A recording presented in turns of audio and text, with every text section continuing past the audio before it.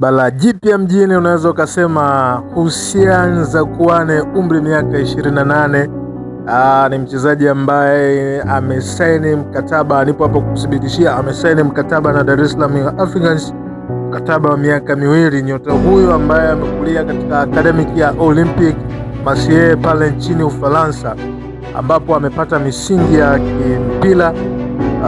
Amecheza katika timu za vijana under 15, under 17 na under 20 kabla ya kutimkia nchini Saudi Arabia, ambako amemaliza mkataba na klabu yake.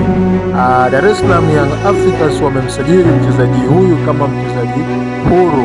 Amesaini mkataba wa miaka miwili pale kuwatumikia matajiri wa Twiga na Jangwani, Dar es Salaam Young Africa. Pia katika usajili wa kimataifa ambao Young Africans wanaendelea kusajili, na nikiwa kutoka katika vyanzo vyangu vya kuaminika, Dar es Salaam Young Africans imekamilisha usajili na mchezaji wa Al Hilal Omdurman. Huyu si mwingine ni Jean-Claude Mugisha, winga hatari kama hatari kwelikweli, unaweza ukamwita. Huyu amesaini mkataba wa miaka mitatu na Dar es Salaam Young Africans, na muda wowote kuanzia sasa atatambulishwa, na huu ndio usajili ambao utatikisa zaidi katika dirisha hili.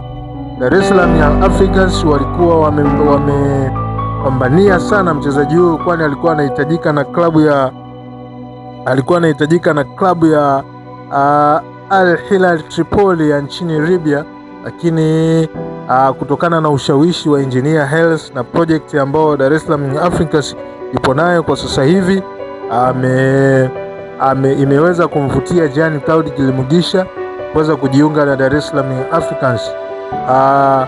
Na Jean-Claude Mugisha bwana ni mchezaji bora wa mashindano ya ligi kuu nchini Rwanda katika msimu wa 25-26, ambako alikuwa ni MVP pale, na tuzo yake amechukua ya MVP wiki mbili zilizopita.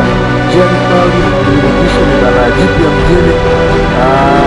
Nipo hapa kukuthibitishia kuwa Jean-Claude Mugisha atacheza akiwa amevalia uzi wa Dar es Salaam Young Africans, na huu ndio usajili bora zaidi naweza nikasema kwangu mimi, na alikuja kuchukua nafasi ya Profesa Pacome Zouzoua, kuchukua nafasi hiyo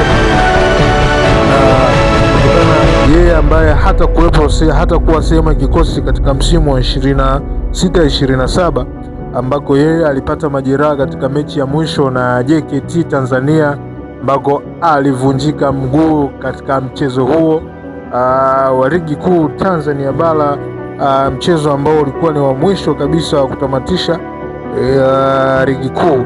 Aliumia, na Jean-Claude Mugisha anakuja kuchukua nafasi. Namba za Jean-Claude Mugisha zinatisha ise. Wanachama, mashabiki wa Dar es Salaam Africans wategemee